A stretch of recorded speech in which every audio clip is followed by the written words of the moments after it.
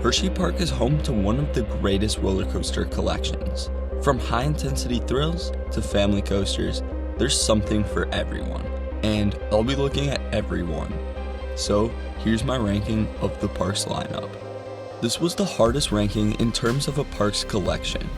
Once you get past the family rides, it's difficult to pick a favorite, as all are just flawless rides and the best of their models. So starting off the list will be the Wild Mouse and Kiddie Coaster. I didn't get a ride, but they seem like your standard rides that you just ride for the credit. Next is Trailblazer, a family aero mine train coaster. These are always must-dos at most parks. I was so glad to give it a ride, and it didn't disappoint with the great views it gave. Next, I have Jolly Ranchers Remix. This ride is actually great. It's comfortable and offers an intense ride. I love Vekoma boomerangs when they have those good trains. And this one is cool with the scented mist and changing flavors. It's a ride I would recommend not skipping, as there's a lot more to the ride than your cloned boomerang. Starting the top 10 is Laugh Track, an indoor spinning family coaster. A fun ride with the cool added feature of those spinning trains. At the number 9 spot is Super Duper Looper. This vintage roller coaster offers an excellent, smooth experience. Going up and down the hollow while zooming past trees works in the ride's favor. It rides reminiscent of Revolution or Whizzer. Both rides have the same track design and layout interaction with trees or the side of the mountain. This ride caught me off guard because truthfully I didn't expect the ride to be as good as it actually was. Now is when all the elite coasters enter the list. The park is stacked that even the 8th spot is respectable at a larger park. Lightning Racer is a phenomenal wooden roller coaster. GCI hit it out the park with the integration of dueling wood coasters. It makes the ride that much better. Plus, that layout includes some great moments of airtime. It's a decently long layout, so dueling for nearly that entire layout enhances the overall elements. The ride flows well. There's no standout airtime moments, nor crazy intense moments. However, it rides like most amazing GCIs. Many people find small things to nitpick on the coaster, but I find it to be a great coaster that many people sleep on in the Hersheypark lineup. I only got the rides on the 2 different sides in the morning, but I wish I could have given it more. With a full train and later in the day, I think Lightning Racer could have ranked higher in my overall list, but I don't think it ever could have been my number 7 spot in the park. Comet blew me away. I heard a lot of hype and appreciation for this wooden roller coaster. To me, I ignored it, thinking it was a small wooden roller coaster. Yet, I was proven wrong. And I'm so glad to have placed my expectations that low. Comet blew me away. It has some crazy airtime for a smaller wooden roller coaster. I'm a sucker for fun, good, airtime-packed wooden roller coasters. So, Comet hit all the right spots. Back row has some amazing airtime and stacks up with some of the best wooden roller coasters that I've ridden. Comet and Lightning Racer are both amazing wooden roller coasters. They highlight the Hersheypark lineup well. I wish I could rank both rides higher, but it's just a testament to how outstanding that Hersheypark ride collection is. Comet is a long ride, and packs only great airtime and laterals throughout the entirety of the layout. Don't skip out on the ride when visiting Hersheypark. This is one of the Hollow's best rides, so if you get early entry, make sure to knock this ride out before heading to the back of the park. Fahrenheit was a great ride, and I knew that going in. It's Intamin's take on a multi-inverting coaster. With that vertical lift hill and beyond vertical drop, you know you're in for a unique ride. Intamin hasn't really made any ride comparable with this roller coaster. The main focus is those inversions. Yet, the few airtime moments it has are the highlights. You have a few strong pops of airtime scattered throughout the layout. The elements with airtime elevates the ride from your average looping coaster to that elite ride that must be ridden every time when visiting the park. Back row is a must. you'll be in for a very intense ride. And this all starts with that vertical lift. The colors pop too when viewing Fahrenheit from the midway, which causes long lines as you make your way to the back of the park. If you hit the ride at the end of the day, it hauls. Fahrenheit is an elite intimate coaster, widely slept on by the roller coaster community. The first drop alone makes this one of the park's best roller coasters. From one intense looping coaster to the other, Great Bear integrates some flawless inversions. I heard this was one of the best inverts going in. And like Comet, I always thought the ride seemed overhyped. And I was so glad my expectations were more than met with my first ride. A back row ride will provide you with one of B&M's greatest creations. The ride uses the elevation changes to its advantage. You're taking every inversion with so much speed, so you're flying through the elements. The whip is obviously great, like every other B&M invert. There's no doubt it's one of my favorite models, and Great Bear nearly tops the list of the great rides for this model. Great Bear is also one of the smoothest inverts out there. I'm always a fan of those long B&M inverted coaster rides that are butter smooth. So, with the great pacing, intensity, long ride, and pacing, the ride is without a doubt a world-class attraction. You can hear the ride from almost anywhere in the park. It's always fun to watch the coaster soar up and down the hillside from other areas of the park, because those trains look great. All of these qualities make Great Bear a phenomenal ride that almost tops my list for the best B&M inverted roller coaster. No visit to Hersheypark is a good visit without giving Great Bear a back row ride. This elite lineup begins with Candemonium. It greets you right there at the front entrance of the park. Its presence is so grand. The dirt track can be seen before you enter the park, and it looks absolutely beautiful. In the second you see the ride cycle, it's tempting to run to the ride right away. A ride on Candemonium is a must. Its slick trains and track offer one of the smoothest coaster experiences out there. But even if it's a tame ride, you are bound to be out of your seat for many sustained seconds of airtime. I got a back row night ride on my first ever ride for Candemonium, and it was one of the coolest experiences I have ever had on a roller coaster. The highlight of the coaster for me is that giant first camelback. These new age B&M hypers profile these camelbacks perfectly. B&M mastered the banking to give as much airtime as possible for a long period of time, the second the hill begins.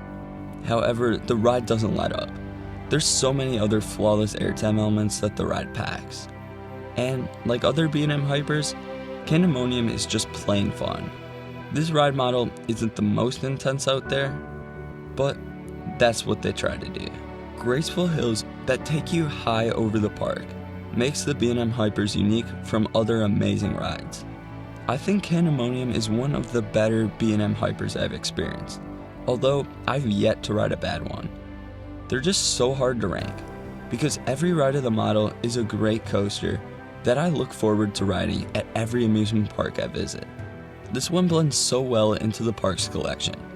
I think Hersheypark made an awesome choice on adding this ride with the new front gates. Chocolate Town is one of my favorite sections, and it's primarily because of the presence of Candemonium with the surrounding stores located right next to the ride. When you first enter the park, you'll want to rush through those gates to head to this ride. So Hershey hit a home run with this investment when it came to the presentation. If you're visiting, no visit is complete without a ride on Candemonium. Give it a ride later in the day, with a full train on a hot day, in the back car, and you'll see exactly what I'm talking about. Great airtime throughout the layout, and a pretty scenic setting, as you're rushing past so many trees toward the back of the park. That's why the B&M Hyper is always one of my favorite models, and I'll go out of my way to get rides, no matter what the wait time says. At number 3 is Storm Runner, an Intamin hydraulic launch roller coaster. Intamin always gets it right with these ride models. Front or back, you know you're in for a great ride on Storm Runner. I had to ride it so many times on my trip to Hershey because I loved it, and it kept growing on me after every ride. Obviously, that first launch is amazing. It kicks things off with one of the greatest elements on any roller coaster. When traveling 0 to 72 miles per hour in 2 seconds, you know you're in for an outstanding launch. It's not the most punchy launch I've ever experienced, but it's definitely up there as one of the best. Any intimate hydraulic launch is sure to pack a punch. You feel it the best in the front, like any typical launch coaster. Not only is this the best moment on the ride, it's one of the best elements I've ever experienced on any roller coaster. Although it is a short ride, that doesn't affect how much I enjoyed the coaster. The layout packs in some of the greatest elements into such a short duration. You take every hill with so much speed. Every inversion is masterful. You're whipped in and out of each inversion, front or back row. You're in for a world-class roller coaster experience. You can see the slick red track from almost anywhere in the park. The second the ride tests, I'll be sure to make my way over to give it a ride. This roller coaster may have been one of my most ridden on the trip. Seeing the ride tear through the track from any spot in the park made it addictive to run through the park to give Stormrunner another ride. This is an intimate masterpiece when it comes to a hydraulic launch coaster. A visit alone for this ride is worth the trip. Hersheypark finally got that RMC that everybody had been asking for. And it's just as good as the hype. Unfortunately, I went in thinking this would be a weaker RMC. It's not the tallest, or statistically impressive for your average RMC. Just like Stormrunner, you have that vibrant red track. The structure is menacing. Although it's not tall, it's threatening to walk up to. The lift appears to dominate over the trees. It's tucked away in the back, and this enhances the feeling of being secluded from the rest of the park. Before riding, I had only heard great things, and I'm so glad to be another enthusiast to add to the hype. The ride is just near flawless.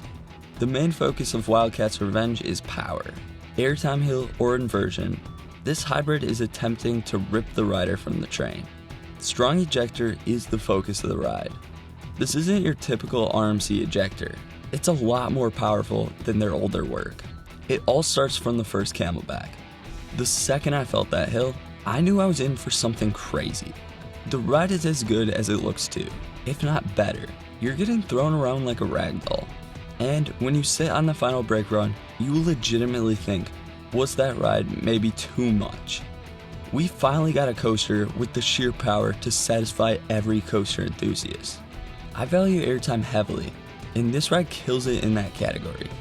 So you can bet Wildcat's Revenge is one of my favorite roller coasters of all time. I'm so glad to have visited Hersheypark when this attraction had been built.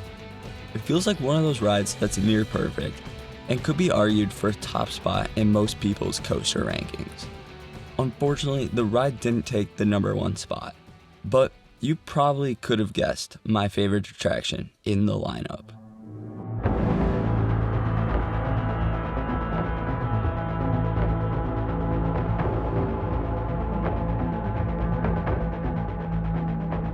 Skyrush is seriously as good as people say it is.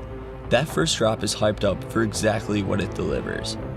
Back row wing seat will provide one of the craziest coaster experiences on the planet. A ride so intense that you'll be gripping those restraints from the second you rocket out of the station until you meet the brakes. The first drop was unreal. It's unlike anything I've experienced on a roller coaster. I could go in full detail about how amazing the drop is in the back wing seat, but the airtime hill that follows is nearly just as good. It's more sustained, yet still packing in that crazy airtime that's trying to remove you from the train. You're taking these airtime hills with some crazy pace. With that speed, it's a recipe for perfect ejector airtime. I'm a sucker for that feeling of being yanked out of your seat. That's what Skyrush does best. If it wasn't for all of the repeating moments of these great hills, the ride would rank nowhere near where it is in my top coaster list, or even as the best in the park. Airtime defines the ride. Honestly, the trains highlight this too. Sitting on the side of the track makes it feel even stronger and more out of control. So, a back row ride on that wing seat is a must. But the ride throws a curveball with that Stangle dive. This is a cool moment. Back left gets yanked with some crazy lateral ejector airtime that everybody loves to hype. I knew this element would be unique, yet it still blew me away, and each ride made me love Skyrush that much more. This was for sure my most ridden ride at the park. I went out of my way to get night rides, or that back row wing on the far left. I do prioritize the best experience on an elite attraction like Skyrush. The wait is never long, so having such a good roller coaster with a smaller size queue is one of the most satisfying things to see. I make sure to get as many rides on my visit since I knew Skyrush was a unique gem at this outstanding park. I'm so glad to experience such a great coaster in one of my favorite parks of all time. Let me know your favorite roller coaster at Hersheypark in the comments below. I'd love to know. Thank you so much for watching, and stay tuned for more theme park trips this summer.